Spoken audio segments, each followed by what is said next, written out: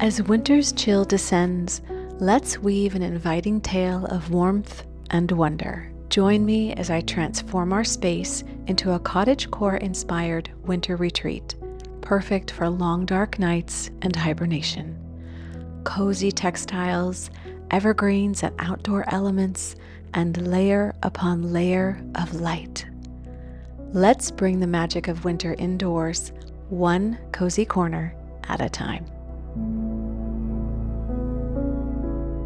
In the last video, we cleaned and got ready for 2025. I have to say it's a little too stark. I want to get ready for winter. I want to be cozy. I want to snuggle up under a warm blanket by the fire, even though we don't really have a real fire. But that's okay, you don't need one. I'm going to draw some inspiration from the cottagecore trend. Cottagecore is all about creating a space that feels like a cozy retreat, a place where I can hibernate. And in so doing, kind of recharge like the rest of the world is, like all of nature is, and get ready for spring. The elements of cottagecore that I'm going to be bringing to my spaces today: cozy textiles, blankets, plush pillows. I want to bring the outside in. When I think cottagecore, I think spring. Bringing nature inside is even more important in the winter than in the spring because it's all dead out there. Well, not dead, but hibernating. We want to bring in some greenery to brighten up our spaces, layering all kinds of light everywhere, from lamps to twinkle fairy lights to candles. I'm also going to be bringing in some antique and vintage elements. And yes, cottagecore is about the charm of a rural environment. I'm going to pretend like we're a slow, rural living, recuperating. And I hope to create a space that feels warm, nostalgic, and inviting. Let's get started. So it's actually been pretty warm in Napa, in the 60s, mid 60s, during the filming of this, and sunny. So I'm fighting the sun basically this entire shoot. So sorry about that. But I wanted to use this porch as the moment to take whoever's coming in the front door from whatever crazy California weather is happening into the winter that they're about to experience inside. And I don't know about you, but I am not ready for spring. Spring just leads to summer, and summer is really hard for me because I'm pale and I basically incinerate when I hit the sun. So I want to be in winter. And so we're going to do winter. I still might decide to read a book out here, so I wanted to make this a cozy place to curl up with a book. And so going back to that winter cottagecore thing, I hear people. I hear you. I can hear you now. I don't do trends. I don't want to do trends. The fact of the matter is that whether we're talking about trends in fashion or trends in home decor, we're all affected by them because that's what's in stores and that's what we see everywhere, and we can say we're immune to them, but we're not. But what we can do is take a reasoned approach to the trends, use what we have, put it in a different light, and make what we have work for whatever trend we're trying to do. So that's all I'm trying to do. I don't think I bought anything except some of the fluff that you're going to see later that's going to mimic the snow. Yeah, so a lot of this, all the stuff I had before, and I don't advocate for going out and buying a whole new set of everything for every trend. You guys know that about me. And if you are new here, hi, I'm Nichole. I like to talk about decor. I like to talk about interior design and what inspires me. So welcome, and I'm glad you're here. Part of the cottagecore trend that I wanted to incorporate that would be easy and natural for me to incorporate is the use of books. So the story that's unfolding in my head is you come in through the front door, the porch, you kick off your boots, you maybe pick up a book that you want to curl up with in a corner. Get cozy.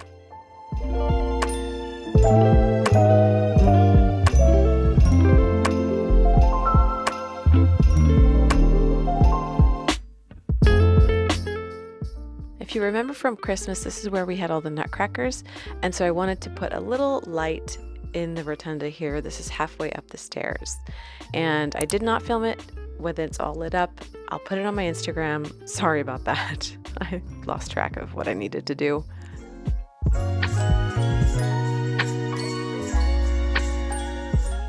Now I'm in the back hall behind the dining room. This is a little chaotic and disorganized, but again, I was trying to have the best light for filming. Anyway, I'm hanging up this really pretty fur wreath. And of course, I'm using my handy 20-pound fishing line so that it just hangs and it looks like it's floating in front of the mirror. And I guess using fishing line is who I am now. When I decide which pieces I'm going to keep out for winter or use for winter, I'm basically just looking at all my Christmas stuff and taking out everything with red in it. I also will tend to use more flocked things in winter as opposed to Christmas. I don't like using flocked things in general just because they're super messy and whatever chemicals are on it makes my hands itch, which is probably not a good thing, but I love the effect. So I used it in a little limited way to get the effect of snow in winter.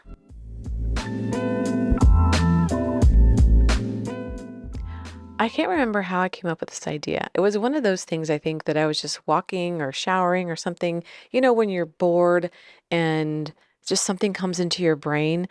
I think, by the way, I think we need to spend more time being bored, and I'm working on that as part of my year of intention, not looking at my phone all the time, and I'm feeling already a little more creative. Anyway, side note. I wanted to create this tablescape with these antique skis. We've had these antique skis for several years, and I just love them so, so much. We got two pairs of them, and I was like, let's just throw them on the table with some snowshoes. My original snowshoe idea was to have them, I thought they were going to be bigger, and I was going to use them as like chargers for the plates, but when they arrived, they were small, and that's fine. I just used them as general, decor in the center. But anyway, it all worked out. And I wanted to make sure that I had lots of lights at different layers. So I have fairy lights under this fake snow. I have the low-lying pillar candles and then the tall tapers. And I think it's going to be pretty magical. I'll show every room and everything that I'm doing at the end in the evening when it's all lit up and pretty.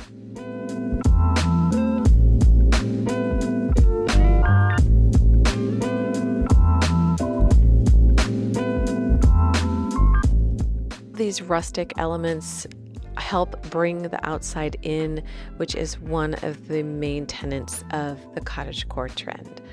So the rattan, the wood, the pine cones, the birch candles, they all help tell that story.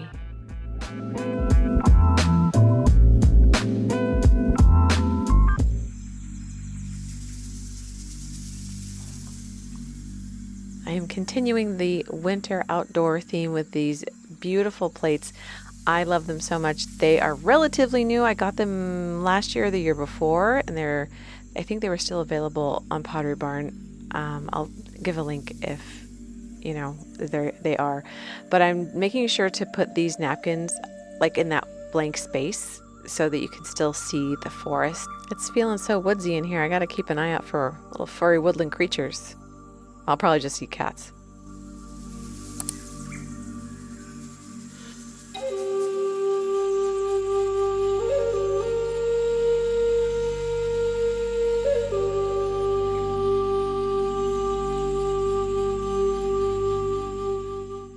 And one more layer to the centerpiece. I found this garland that had pine cones that had been dusted with snow, and I thought that would be a nice little addition.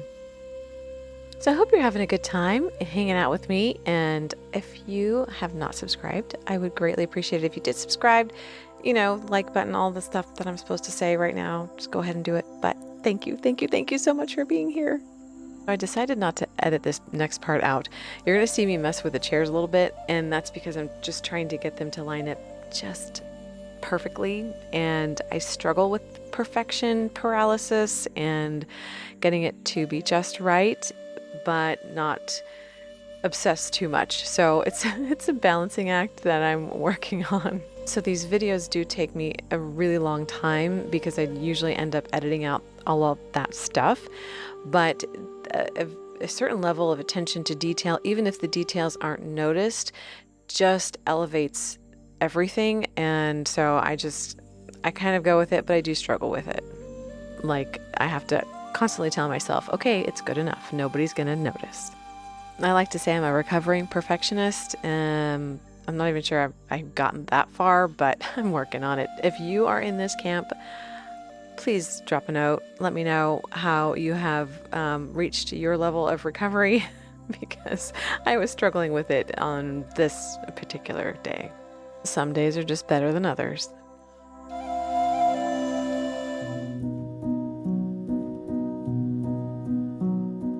All right, on to the living room. It's really bright today. I'm so sorry about the light, but it's what I had to do to work with. And I'm still learning how to be a good film person. And yeah, anyway, these eucalyptus branches I'm pairing with these snowy ones that have glitter on them. Yay, more glitter. And then these branches light up. So there's going to be light here and there's going to be some other lights on the table next to me. And I keep layering and layering and layering lights to make it cozy. Again, going back to that cottagecore idea of cozy, inviting, intimate retreat. Here I'm repeating some natural outdoor elements and some books. More pine cones with snow, again, for more of that rustic outdoors inside feel that I'm going for. This window ledge is actually one of the favorite places for the cats because it gets so much sun. And that little basket up there, they love sleeping in that in the sun. It's like the cutest thing ever. This basket, I'm adding some more books to. I know you can't tell because it's so dark back there, but books, a little snowy plant, and I'm going to add something else there and some more snow, but I didn't film it for some reason. Again, that's going to be at the end. Here's more layers of light. So you have the lamp and then another book. This is a book of winter tales, and these trees light up as well. This is just a wooden charger that I had. I had another one, so I wanted to put these things on a tray because visually that just makes it appear like one thing instead of like 5 things scattered on a table. So it's a little trick. All right, let's talk about this mantle. I didn't want it to look like a garland because we have just put Christmas away and I didn't want it to look like that, but I wanted it to have some greenery and outside elements. So finding that kind of Goldilocks, not too much, not too little balance, that is so important in so many areas of life. And at this point, I was like, crap, I have used too many other things in other parts of the room that I don't have enough. And it was looking scarce and I was not happy. So I just kept adding stuff that I was going to add anyway. And it ended up being kind of my favorite. You'll have to see at the end. Tell me what you think. Which part of what I've done is your favorite and why? And yeah, of course, we need lights over here too. These trees light up also, but yeah, more lights because it's winter and theoretically it's supposed to be dark. It still gets dark at 5. It was just a bright day. Okay. Okay.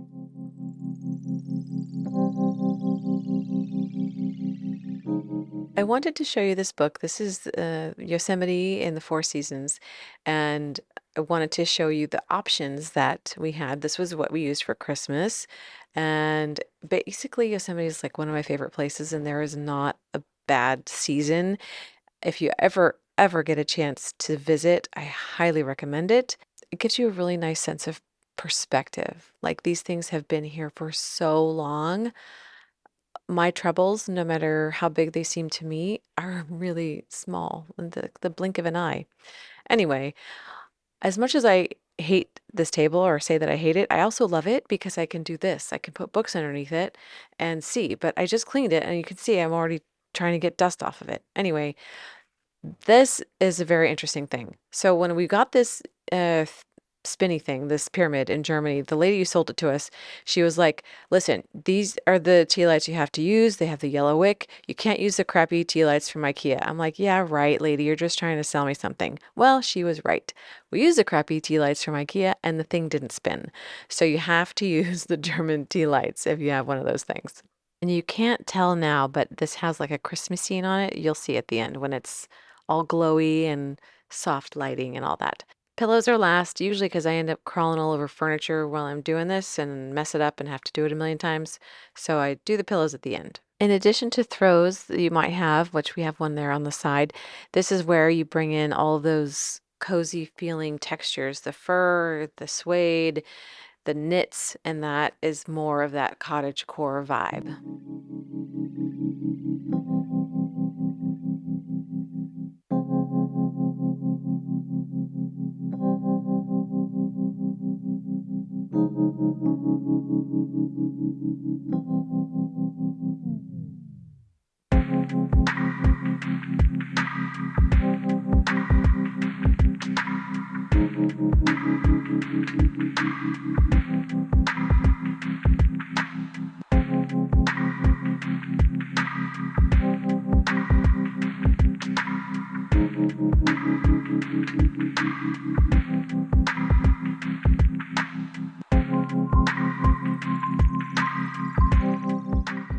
This face is definitely Bandit and Emma approved. Isn't he cute? And then Emma's over there in the corner. Bandit doesn't usually come out very much. I don't think he's been on many videos.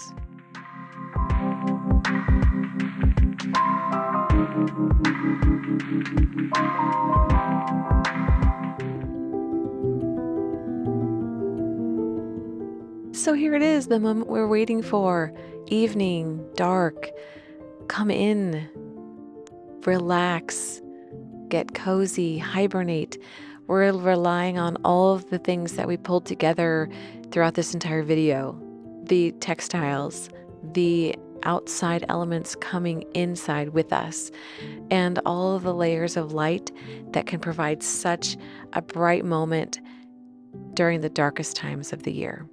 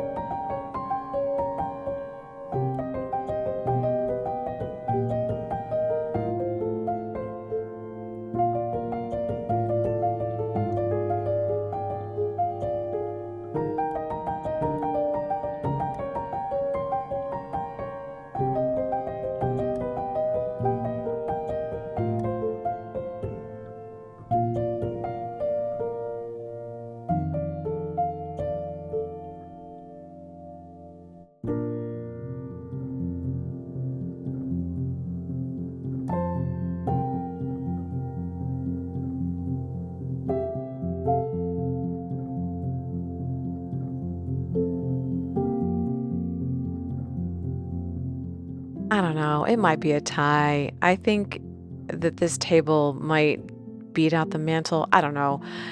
When you're letting me know which one is your favorite of, it could be anything else actually, drop a little snowflake. Let me know that you're part of the elite closing crew, the third of people who make it all the way to the end. I appreciate you all so much. You really support everything that I do here, and I cannot express enough how much all of you mean to me. Thank you for being here. As usual, there is going to be another video coming up soon. It's going to be showing you my little dirty, messy secrets around the house, and Google thinks you should watch this one. Until next time.